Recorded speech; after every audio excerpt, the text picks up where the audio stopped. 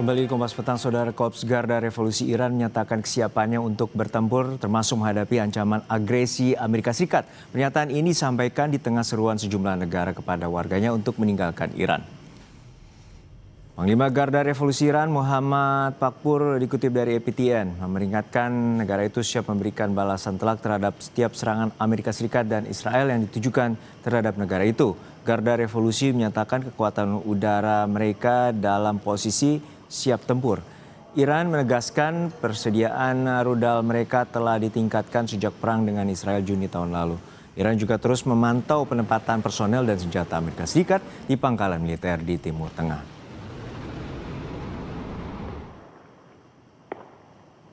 Ketegangan terus terjadi di Iran, diduga memicu pemerintah Iran untuk menutup wilayah udaranya untuk penerbangan komersial pada Kamis pagi selama beberapa jam tanpa penjelasan.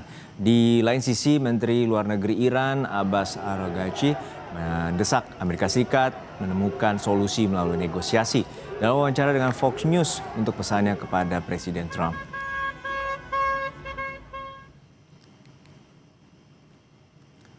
Kekuatan rudal yang pernah digunakan untuk menghadapi Israel memungkinkan atau kemungkinan akan menjadi andalan Iran untuk menandingi Amerika jika negara itu mengambil langkah agresif seperti yang disampaikan Trump. Rudal Khaibar Shekan yang memiliki daya jelajah 1.300 km menjadi andalan untuk mengancam sekutu Amerika di kawasan sekitar. Iran juga memiliki drone Shahid dan rudal hipersonik Fatah. Iran juga memiliki 610.000 personel militer aktif dan 350.000 personel cadangan. Menanggapi soal serangan militer Amerika Serikat terhadap Iran, Presiden Amerika Serikat Donald Trump mengatakan dia akan mengamati dan melihat. Serangan tidak lagi menjadi pilihan.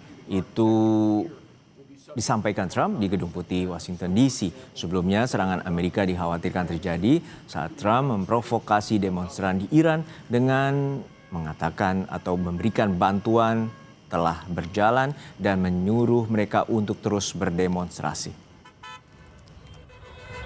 See what the process is, but we were given a very good statement by people that are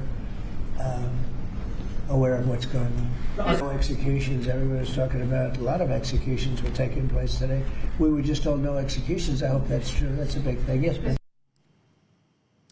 Kita akan membahas ketegangan di Iran yang melibatkan Amerika Serikat bersama pakar strategi pertahanan, alumnus atau lulusan Air War College Amerika Serikat, Marsama TNI Purnawirawan Agung Sasongko Jati. Selamat petang, Pak Sasongko. Pak Agung Sasongko, ini terkait dengan porsi dari intervensi Amerika Serikat terhadap situasi di Iran yang terus memanas. Lalu seperti apa sebenarnya bahwa Iran saat ini telah menutup wilayah udaranya dan apakah perang akan terjadi? Ternyata penutupan wilayah udara yang berlangsung pada pagi hari ini, tapi waktu Iran ya, itu sudah hanya berlangsung 5 jam, setelah itu dibuka. Itu menandakan bahwa terjadi suatu perubahan di belakang layar, yang mana juga Presiden Trump berkali-kali dengan beberapa yang lalu mengatakan demonstrasi harus jalan terus, kita akan bantu kamu. Bantuan dalam perjalanan, tapi sekarang Donald Trump sudah membackup dan mengatakan diplomasi berjalan dan tidak ada eksekusi.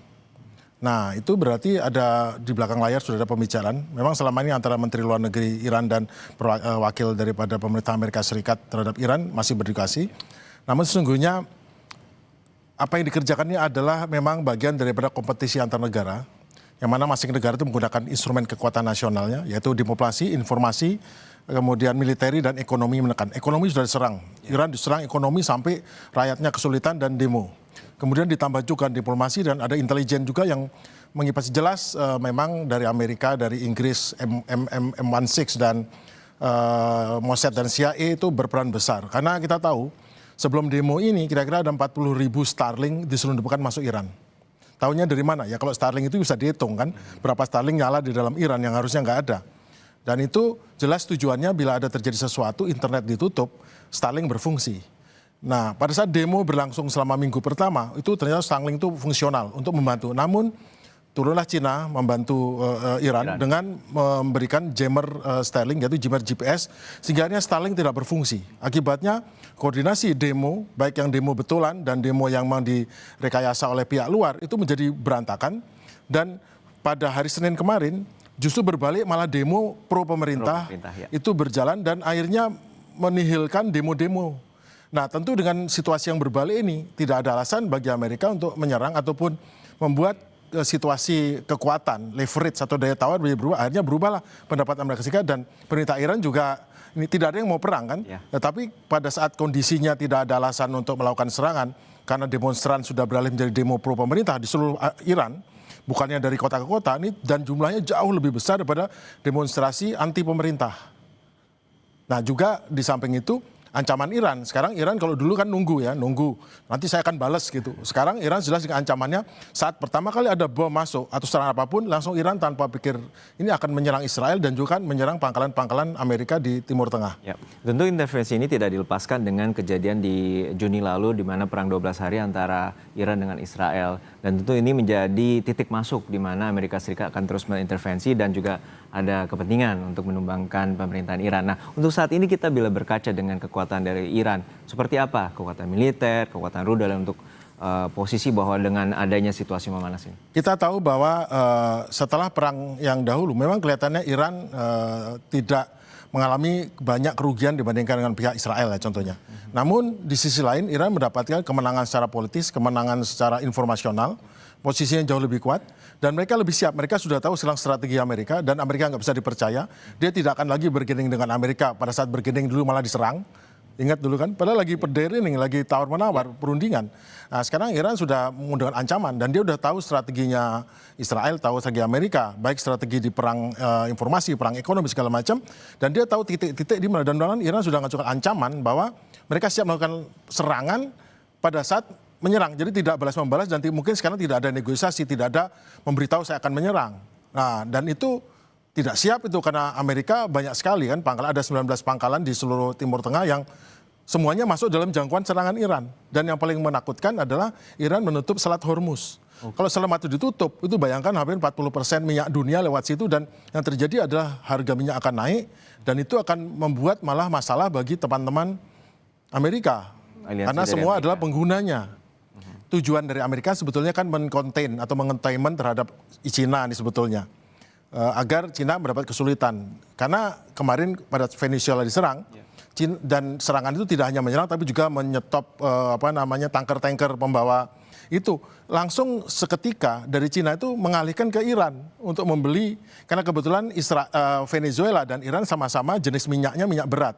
Yang selain dihasilkan minyak juga menghasilkan aspal yang sangat berguna bagi pembangunan di Cina kan, untuk aspal untuk jalan, aspal untuk macam-macam.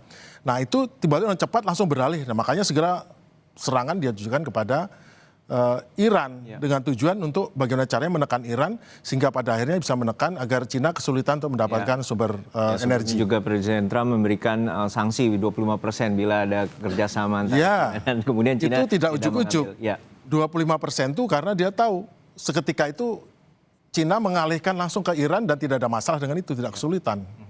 Nah, untuk saat ini petanya bahwa bila kekuatan tempur ini sudah kemungkinan ini kita tidak harapkan ini terjadi. Tentu bagaimana Anda melihatnya bahwa Iran ini menjadi momok bagi Amerika Serikat dan juga memiliki kekuatan yang sebenarnya juga tidak bisa dipandang sebelah mata. Seandainya menyerang, sekarang mungkin tidak menyerang lagi, alasan menyerang tempat-tempat